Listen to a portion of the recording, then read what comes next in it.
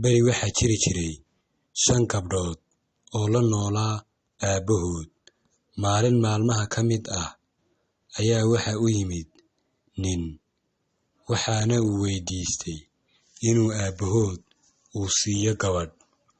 Odaygiina kama uu diidinay, waa uu ka yeelay inuu siiyo, waxaana uu siiyey gabadhii ugu weyneyd gabdhaha. Inantii markii uu kaxaystay ayaa show ninkani waa nin dadqal ah oo geerismaris ah.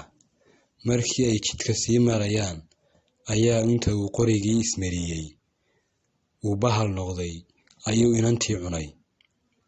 Markii uu inantii cunay ayuu odaygii mar labaad ku noqday, waxaana uu ku yidhi, gabadhii ayaa iga xanuunsanaysa gabadh labaad isii. Odaygiina kama uu diidinay, waa uu ka yeelay. Markii uu inantii labaad siiyey, ilaa ninkani waa nin dad qale ayaa marka ay jidka sii marayaan ayaa inta uu qorigii ismariyey uu bahal noqday ayuu haddana inantiina cunay. Haddana mar saddexaad ayuu odaygii ku soo noqday, waxaana uu ku yidhi, inantii hore beerta ayay qodaysaaye inan labaad oo adhiga ii raacda isii. Odaygiina haddana kamuu diidinay, waa uu ka yeelay, waana uu raaciyey. Sidii caadada ahayd, markii jidka ay sii marayaan ayaa inta uu qorigii ismariyey inantii saddexaadna uu cunay. Mar afraad ayuu haddana odaygii ku soo noqday, waxaana uu ku yidhi, inantii ayaa iga xanuunsanaysa isii gabadh. Odaygiina kama uu diidinay, waa uu siiyey inantii. Markii uu siiyey inantii ee uu raaciyey ayaa sidii caadada ahayd haddana marka ay jidka sii marayaan ayaa inta uu qorigii ismariyey ayuu haddana inantii sidii si leeg cunay. Markii shanaad ayuu haddana odaygii ku soo noqday. Haddaba markan waxaa hadhay inantii ugu yarayd oo ah ta ugu aqliga badan. Odaygii markii uu weydiistay, odaygii wuu siiyey, laakiinse inanta ayaa tiri, waan ka soo fikirayaa, maadaama oo ay ka shakiday inuu ninkani yahay nin qorismaris ah.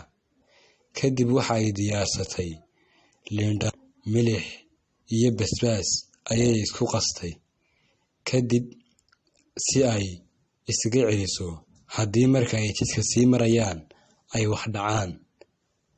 Odaygii waa uu raaciyey, safar ayay galeen oo markan awr ayay kaxaysteen. Markii ay dhexda sii marayaan ayaa uu ninkan qorismariska ahi waxa uu ku yidhi, anigu aan ka nasto adigu saarnow. Kadib isagii ayaa awrkii ka degay. Marka uu awrkii ka degay ayaa uu qorigii ismariyey, markaa ayuu bahal noqday. Markii uu bahal noqdayna awrkii ayaa diday alaabtii iyo inantiina uu tuuray.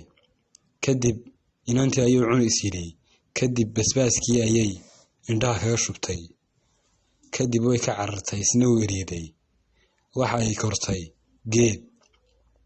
geedkii. Markii ay kortay ayaa waxa uu yeedhay nin kale oo qorismaris ah si ay u wada cunaan gabadha. Iyadna waxa ay ku tiri, labadiinuba xadhiggaa soo raaca, kii xadhiggaa soo raaca ayuunbaa anigay cunayaa. Labadoodiina xadhiggii ayay raaceen, kadib xadhiggii ayay u jartay. Iyadoo hadda ma soo dayi karto, waayo dhiiggoodii ayaa ceelka ku agdaadsan. Haddii uu dhiiggoodu taabtana waa ay dhimanaysaa. Kadib shimbir ayaa soo kortay geedkii baalalla. Waxa ay ku tiri, haddaan ku daaweeyo ma igu yeedhaysaa aabbahay iyo dadkaygii? Haa, iyaduna tiri.